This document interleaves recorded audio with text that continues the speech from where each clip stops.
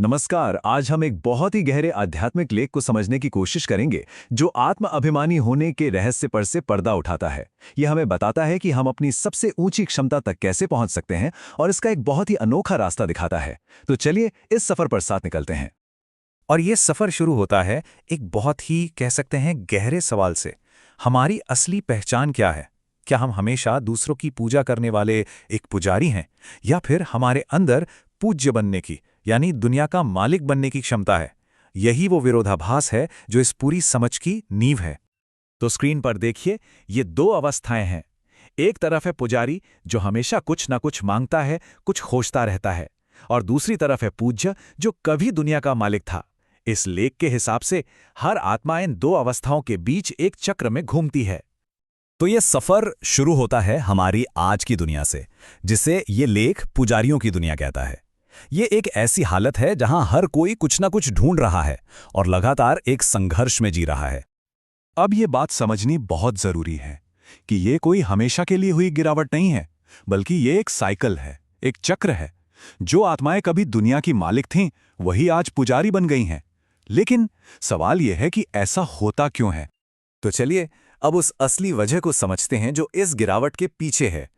एक ऐसी शक्ति है जो आत्मा को उसकी असली पहचान से, उसके असली स्वरूप से दूर ले जाती है। और यही सवाल हमें इस कहानी के विलन से मिलवाता है, जिसे ये लेख माया कहता है। तो आखिर है क्या ये माया, और ये काम कैसे करती है? तो देखिए, सबसे जरूरी बात यह है कि माया कोई बाहर का दुश्मन नहीं है। ये भ्रम की एक अंदरूनी शक्ति है। ये हमें यकीन दिलाती है कि हम ये शरीर हैं और हमारी खुशी बस बाहरी चीजों में है, और इसी वजह से आत्मा अपनी असली पहचान को भूल जाती है। इसका एक बहुत बड़ा, बहुत पावरफुल उदाहरण है काम, यानी वासना। इसे सबसे बड़ा दुश्मन इसलिए कहा गया है क्योंकि ये हमें सीधा शरीर के लेवल पर खींच लाता है और आत्मा की पहचान को तो जैसे पूरी तरह से भुला ही देता है। इससे माया की ताकत का अंदाजा लगता है। लेख में कहा गया है कि कभी-कभी महान से महान योद्धा भी माया के जाल में फंस जाते हैं। अब अगर सबसे शक्तिशाली आत्माएं भी इससे बच नहीं पाती, तो जरा सोचिए ये कितनी ताकतवर होगी। इस बात को समझाने के लिए एक और जबरदस्त मिसाल दी गई है। जैसे एक मगरमच्छ पानी में एक बड़े से हाथी को भी अंदर खींच लेता है, ठीक वैसे ही माया सबसे शक्तिशाली आध्यात्मिक योद्धाओं को भी अपने भ्रम के जाल में फंसा लेती है। तो ठीक है, प्रॉब्लम तो समझ आ गई। अब सवाल है, इसका हल क्या है, इसका सॉल्यूशन क्या है? इस लेख के अनुसार इस भ्रम से निकलने का रास्ता एक खास तरह के ज्ञान से मिलता है।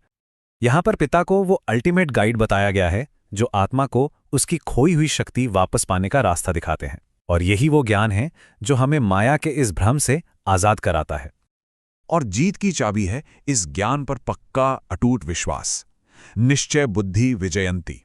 इसका मतलब है कि जिनकी बुद्धि में ये निश्चय पक्का हो जाता है कि वो आत्मा है, जीत उन्हीं की होती है। ये सिर्फ जानना नहीं है, बल्कि इसे गहराई से मानना है।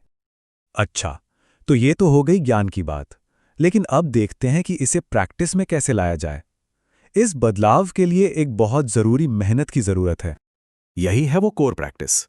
देखिए, माया हमें बनाती है देह अभिमानी, मतलब हम खुद को ये शरीर समझने लगते हैं। और इसका तोड़ है आत्मा अभिमानी बनना, यानी लगातार खुद को ये याद दिलाना कि मैं एक आत्मा हूं। तो इसके लिए कुछ प्रैक्टिकल स्टेप्स भी हैं, जैसे बार बार खुद को याद दिलाना कि मैं एक आत्मा हूं।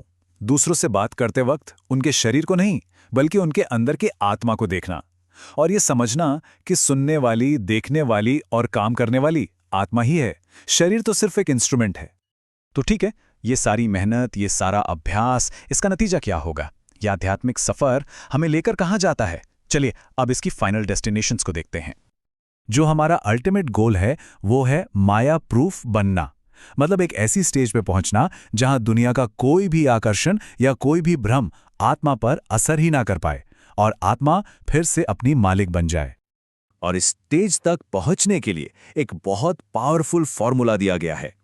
जो आत्माएं पिता के प्रेम में डूबी रहती हैं, वो अपने आप ही माया प्रूफ बन जाती हैं। ये प्यार एक तरह से सुरक्षा कवच का काम करता है।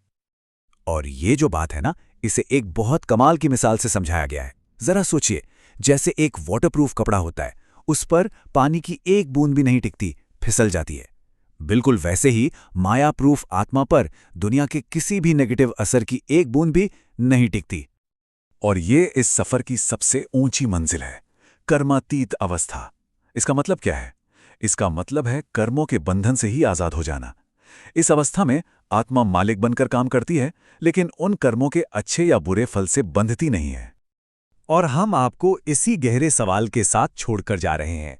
क्या ये वाकई मुमकिन है कि एक आत्मा अपने ही कर्मों की मालिक बन जाए? इस लेख के हिसाब से यही आत्मा अभिमानी होने का असली रहस्य है। इस पर सोचिएगा जरूर।